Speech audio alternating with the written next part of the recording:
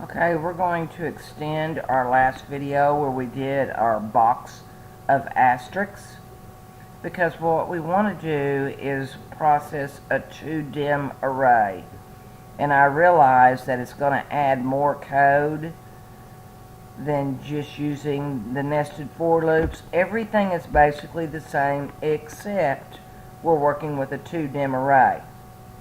So let's look at just more or less pseudocode for what you would need to do. So again, the code for your last video stays the same, except we have to create and load the variables, including the size of the array, because we cannot load the array until we know the sizing. So once we have the sizing, then we can create the 2-dim array. Again, for instance, if I typed in a 3, then I would have a 3 by 3 2-dim array. And again, since I am loading it with asterisks, it would be a char array. So let me make sure I go ahead and put in here that it is a char array, and it would have to have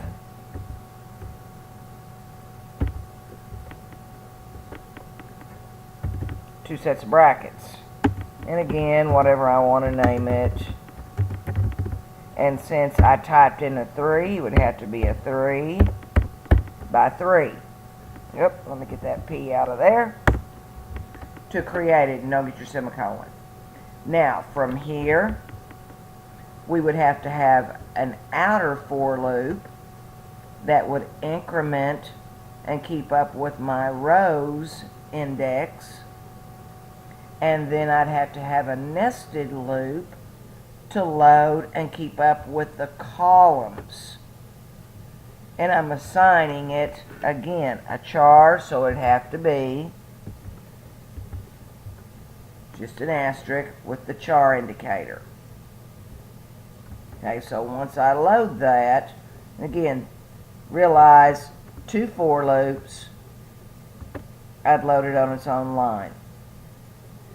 Then I would end both loops. Now that loads our array with asterisks.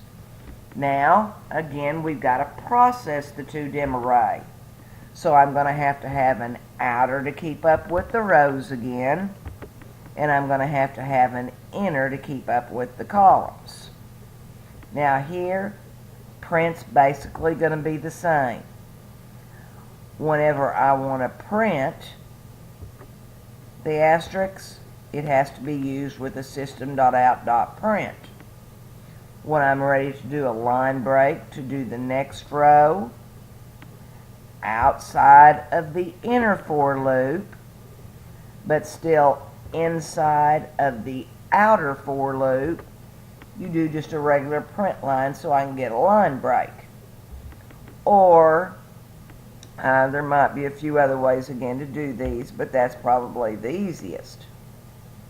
Now, once I do all the loops, I end my outer for loop.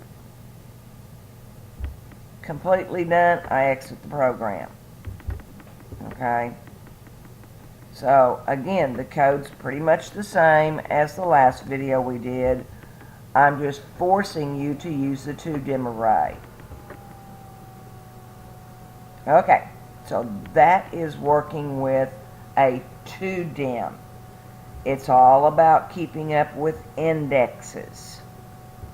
As long as I want to keep up with a particular index anywhere in the array, once I assign it to a variable, like I could keep up with what is in row 2 if I wanted to.